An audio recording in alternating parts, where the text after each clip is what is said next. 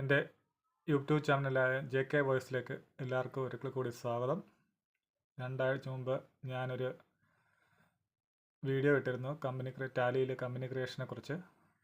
സാധാരണക്കാർക്ക് എളുപ്പം മനസ്സിലാകുവാനും സാധാരണ ആൾക്കാർക്ക് പഠിക്കാനുള്ള എളുപ്പത്തിന് വേണ്ടിയാണ് കാര്യങ്ങൾ ചെയ്തിരിക്കുന്നത്.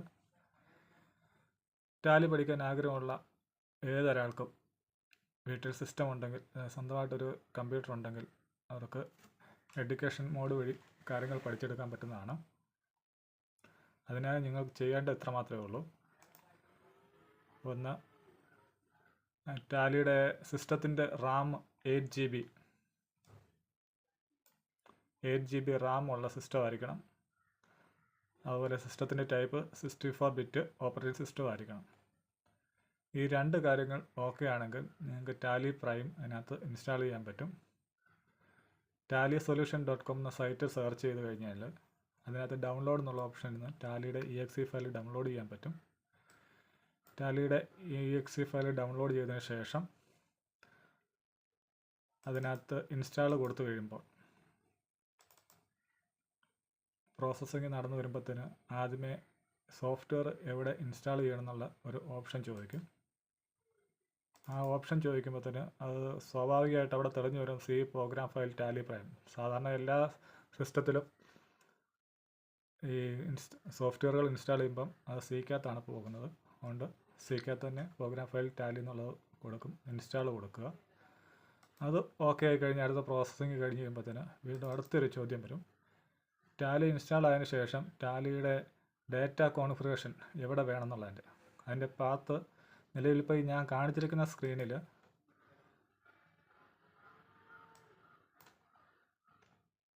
കാണാൻ സാധിക്കും. C user public Tally Prime data എന്നുള്ളതിനകത്താണ്. അതായത് C ഡ്രൈവിനകത്ത് യൂസർ എന്ന് പറഞ്ഞ ഫോൾഡർ, പബ്ലിക് എന്ന് പറഞ്ഞ ഫോൾഡർ, അതിനകത്ത് ടാലി പ്രൈം എന്ന് പറഞ്ഞ ഫോൾഡർ, അതിനകത്ത് ഡാറ്റ എന്ന് പറഞ്ഞ ഫോൾഡർ ആയിരിക്കും ഈ ഇതിനകത്ത് ഇത് ഡാറ്റ കൊണ്ട് സേവ് ആയി കിടക്കുന്നത്. നിങ്ങൾക്കത് വേണേൽ മാറ്റി കൊടുക്കാം. C ഡ്രൈവിന് വേണമെങ്കിൽ ഈ ഡ്രൈവിനകത്ത് ടാലി പ്രൈം ഡാറ്റ എന്ന് മാത്രമാക്കി കൊടുക്കുക, എന്ത് വേണമെങ്കിലും ചെയ്യാം. അത് നിങ്ങളുടെ അനുസരിച്ച് ചെയ്യുക. ചെയ്ത് കഴിയുമ്പോഴത്തേന് ഇത് ഇൻസ്റ്റാൾ ആകും. ഡെസ്ക്ടോപ്പിൽ ഒരു ഐക്കൺ തെളിഞ്ഞു വരികയും ചെയ്യും. ഐക്കൺ ഡബിൾ ക്ലിക്ക് അടിച്ച് ഓപ്പൺ ചെയ്ത് കഴിയുമ്പോഴത്തേന് ഇതുപോലൊരു ഓപ്ഷൻ ചോദിക്കും. എഡ്യൂക്കേഷൻ വേർഷൻ വേണോ, try it for free education version വേണോ, യൂസ് ലൈസൻസ് വേണോ, ഏത് വേണമെന്നുള്ളത് ചോദിക്കും. ലൈസൻസ് ഉള്ളവരാണെങ്കിൽ ആക്ടിവേറ്റ് ലൈസൻസ് കൊടുത്ത് അതിൻ്റെ നമ്പറും കാര്യങ്ങൾ അടിച്ചു കൊടുത്ത് ലൈസൻസ് എടുത്ത് ഒറിജിനൽ ടാലിയിൽ ചെയ്യാം. എഡ്യൂക്കേഷൻ വേർഷൻ ആണെങ്കിൽ ഈ എഡ്യൂക്കേഷൻ വേർഷൻ ഉള്ളത് സെലക്ട് ചെയ്യുക. എഡ്യൂക്കേഷൻ വേർഷൻ സെലക്ട് ചെയ്യുമ്പോഴത്തേന് എഡ്യൂക്കേഷൻ മോഡിലേക്ക് പോയി ടാലിയുടെ സ്ക്രീൻ ഓപ്പണായി വരും. അങ്ങനെ ഇതുപോലൊരു സ്ക്രീൻ ഓപ്പണായി വരും. അതിനകത്ത് ഒന്നെങ്കിൽ Alt K അടിച്ച് ക്രിയേറ്റ് കമ്പനി കൊടുക്കാം, അല്ലെങ്കിൽ ഇവിടെ F3 അടിച്ച് സാധാരണ ഇതിൽ കമ്പനി ഒന്ന് ക്രിയേറ്റ് ചെയ്യാതാകുമ്പോൾ ഓട്ടോമാറ്റിക് ഈ സ്ക്രീൻ വരും, ക്രിയേറ്റ് കമ്പനി എന്നുള്ള ഓപ്ഷൻ വരും. അത് ക്രിയേറ്റ് കൊടുത്ത് ഒരു കമ്പനി ക്രിയേറ്റ് ചെയ്യുന്ന കാര്യമാണ് കഴിഞ്ഞ വീഡിയോ ഞാൻ പറഞ്ഞിരുന്നത്. അതിനകത്ത് ഈ കാര്യങ്ങളൊക്കെ ശ്രദ്ധിക്കണം. ഒന്ന്, റാം എന്ന് പറയുന്നത് 8 GB ആയിരിക്കണം. ഓപ്പറേറ്റിംഗ് സിസ്റ്റം 64 ബിറ്റ് ആയിരിക്കണം.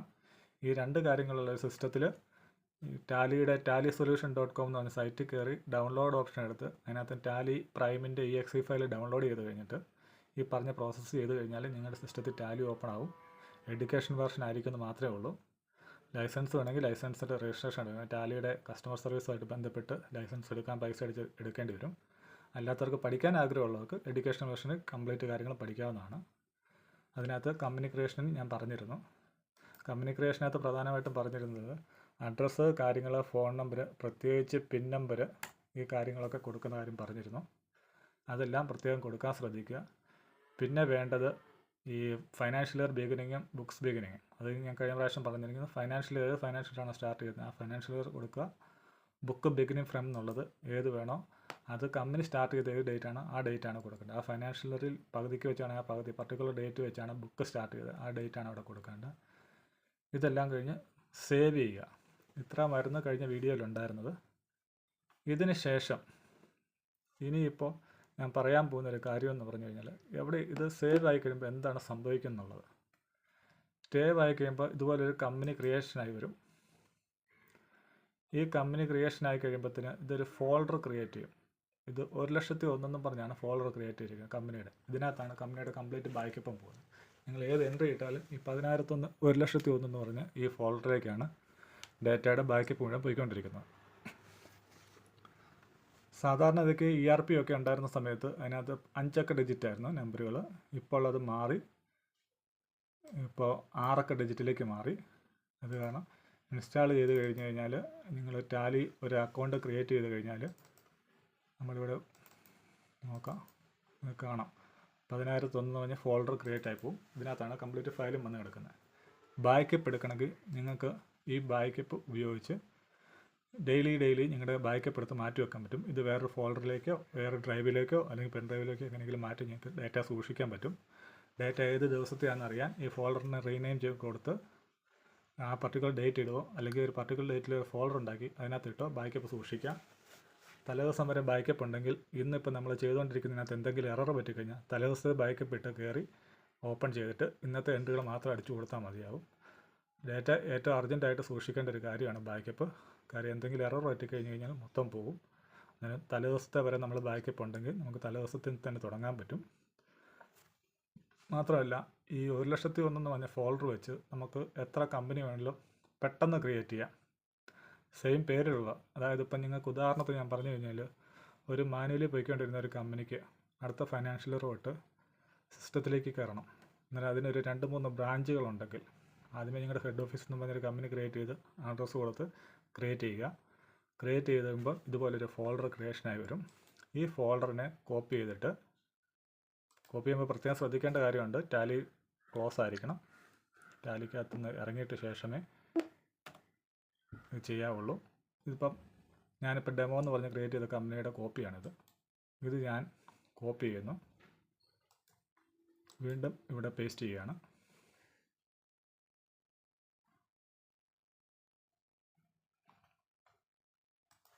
വീണ്ടും ഞാനിവിടെ പേസ്റ്റ് ചെയ്ത് കഴിയുമ്പോൾ കോപ്പി ചെയ്തായിരുന്നു.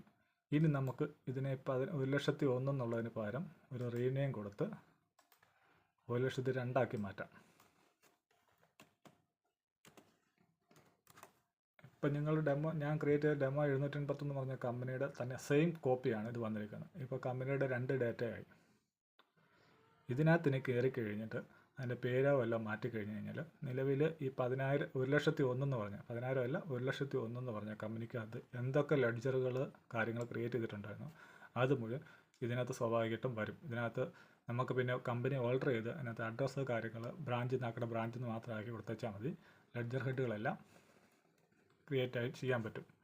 ഇത് സാധാരണ ഇതിലേക്ക് ഉപയോഗിക്കുന്നത് നമ്മളൊരു വർഷത്തെ എൻട്രി ഒക്കെ ഇട്ടതിന് ശേഷം നമുക്കൊരു പ്രൊജക്റ്റഡ് ബാലൻസ് ഷീറ്റോ അങ്ങനെ വല്ലതും ഉണ്ടാക്കണമെങ്കിൽ ഒരു കോപ്പി എടുത്ത് മാറ്റിയിട്ട് അതിനകത്ത് സെയിൽസും പർച്ചേസും ഒക്കെ എൻട്രിക്കകത്ത് എമൗണ്ട് കൂട്ടി കാണിച്ചുകൊണ്ട് ബാലൻസ് ഷീറ്റും P&L പെട്ടെന്ന് ഉണ്ടാക്കാൻ ഒരു എളുപ്പത്തിന് ഉപയോഗിക്കാം. പിന്നെ ഇതുപോലെ പുതുതായിട്ട് കമ്പനി ക്രിയേറ്റ് ചെയ്യുമ്പോൾ ബ്രാഞ്ചസോ കാര്യങ്ങളുണ്ടെങ്കിൽ ഹെഡ് ഓഫീസ് മൊത്തം ലെഡ്ജറുകൾ ക്രിയേറ്റ് ചെയ്തതിനു ശേഷം കമ്പനി ഇതുപോലെ കോപ്പി ചെയ്തിട്ട് നമുക്ക് ഇതുപോലെ ഫോൾഡർ കോപ്പി പേസ്റ്റ് ചെയ്തിട്ട് റീനെയിം കൊടുത്ത് അടുത്ത നമ്പറുകൾ കൊടുത്തിട്ട് 6 ഡിജിറ്റുകൾ ഏത് നമ്പർ വേണമെങ്കിലും കൊടുക്കാം. നമ്പറുകൾ കൊടുത്തിട്ട് അതിനകത്ത് കമ്പനി കമ്പനി ടാലിക്കകത്ത് ഓൾട്ടർ കമ്പനി കയറിയിട്ട് ഈ ഫോൾഡറിൻ്റെ പേര് മാറ്റി കൊടുത്ത് ഇപ്പോൾ ബ്രാഞ്ച് ആണെങ്കിൽ തിരുവനന്തപുരം ബ്രാഞ്ച് അല്ലെങ്കിൽ കൊല്ലം ബ്രാഞ്ച് എന്ന് കൊടുത്ത് നമുക്ക് ചെയ്യാൻ പറ്റും. ഇതാണ് സിമ്പിളായിട്ടുള്ള. പ്രത്യേകം ശ്രദ്ധിക്കേണ്ടത് ഏത് കമ്പനി ക്രിയേറ്റ് ചെയ്താലും ഇതുപോലൊരു ഫോൾഡർ ക്രിയേഷൻ വരും. ഇതൊക്കെ പല കമ്പനികളുടെ ഫോൾഡറുകളാണ്. അത് നിങ്ങൾക്ക് ഞാൻ കാണിച്ചു തരാം. ഇപ്പോൾ തന്നെ നിങ്ങൾക്ക് ഇങ്ങോട്ട് നോക്കാം. അത് കണ്ടോ 10,001, 10,002, 10,012, 1,01,001, 1,02,000 ഇങ്ങനെ നമ്പറുകൾ കിടക്കുന്ന കാണാം. ഇതിനകത്ത് ഇപ്പോൾ ഞാനിത് കണ്ടോ, ഇത് രണ്ടുമാണ്. ഞാനിപ്പോൾ 1,01,000, 1,02,000 രണ്ട് സെയിം കമ്പനി തന്നെയാണ്. ഇനി ഇതിനെ കയറിയിട്ട് ഓൾട്ടർ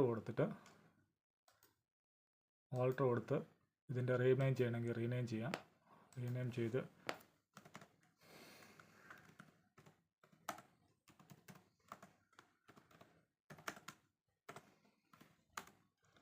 TVM ബ്രാഞ്ച് എന്ന് കൊടുത്ത് സേവ് ചെയ്ത് കഴിഞ്ഞാൽ അത് TVM ബ്രാഞ്ച് കമ്പനിയാവും. പക്ഷേ ഇതിനകത്ത് ഇപ്പം നിലവിൽ 2 കമ്പനികൾ, ഒന്ന് ഡെമോ 789 താഴെ കിടപ്പുണ്ട്. അത് ഹെഡ് ഓഫീസും TVM ബ്രാഞ്ചും. ഈ ഹെഡ് ഓഫീസ് എന്ന് പറഞ്ഞാൽ 789 എന്ന് പറഞ്ഞാൽ കംപ്ലീറ്റ് ലെഡ്ജർ ഹെഡുകളും ഇതിനകത്ത് വരും. അത് പ്രത്യേകം ശ്രദ്ധിക്കേണ്ട ഒരു കാര്യമുണ്ട്. ഓപ്പണിംഗ് ബാലൻസ് ഇട്ട് കൊടുക്കാതെ ലെഡ്ജർ ക്രിയേഷൻ ചെയ്തിട്ടുണ്ടെങ്കിൽ ഇത് പ്രയോജനമുള്ളൂ. അല്ലെങ്കിൽ ഓപ്പൺ ബാലൻസും കൂടെ കയറി വരും. ഓപ്പണിംഗ് ബാലൻസ് പിന്നെ നിങ്ങൾ തിരുത്തേണ്ടതായിട്ട് വരും. ഓപ്പണിംഗ് ബാലൻസ് ഇല്ലാതെ ലെഡ്ജർ ക്രിയേഷൻ ചെയ്ത് കഴിഞ്ഞാൽ ഇതുപോലെ ചെയ്യാം.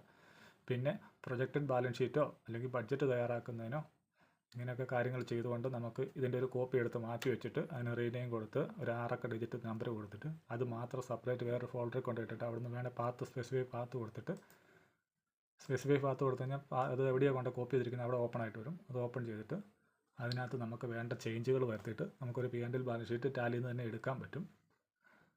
ഇത്രമാണ് കമ്മ്യൂണിക്കേഷനുമായിട്ടുള്ള ക്ലാസ്സിൽ പ്രധാനമായിട്ടുമുള്ളത്. ഇത് നിങ്ങൾക്ക് ഇഷ്ടപ്പെട്ടു എങ്കിൽ എൻ്റെ ചാനൽ സബ്സ്ക്രൈബ് ചെയ്യാനും ലൈക്ക് ചെയ്യാനും ഷെയർ ചെയ്യാനും മറക്കരുത്. ഇതിൻ്റെ തുടർന്ന് അടുത്തൊരു ക്ലാസ് ഞാൻ വരുന്നുണ്ട്. അത് ഗ്രൂപ്പ് ഓഫ് കമ്പനി ക്രിയേഷനാണ്. അതിനുവേണ്ടിയാണ് കൂടുതൽ കമ്പനി ക്രിയേറ്റ് ചെയ്തിട്ടിരിക്കുന്നത്. ഗ്രൂപ്പ് ഓഫ് കമ്പനിയുടെ ഡീറ്റെയിൽസും കാര്യങ്ങളുമായിട്ട് അടുത്ത വീഡിയോ ഉടൻ തന്നെ വരുന്നതായിരിക്കും. ഇത് നിങ്ങൾക്ക് പ്രയോജനപ്പെട്ടുവെങ്കിൽ പരമാവധി ഷെയർ ചെയ്യുക, ലൈക്ക് ചെയ്യുക. ഒപ്പം പഠിക്കാൻ ആഗ്രഹിക്കുന്ന സാധാരണക്കാരെങ്കിലും ഉണ്ടെങ്കിൽ ഇത്തരം കാര്യങ്ങൾ ചെയ്ത് ഒരു കമ്പനി ക്രിയേറ്റ് ചെയ്ത് റെഡിയാക്കി വെക്കുക. തുടർന്നുള്ള കാര്യങ്ങൾ ലെഡ്ജർ ക്രിയേഷന് കാര്യങ്ങൾ വരുന്ന ക്ലാസ്സുകളായിട്ട് വരുന്നതായിരിക്കും. എല്ലാവർക്കും ഒരിക്കൽ കൂടി താങ്ക് യു.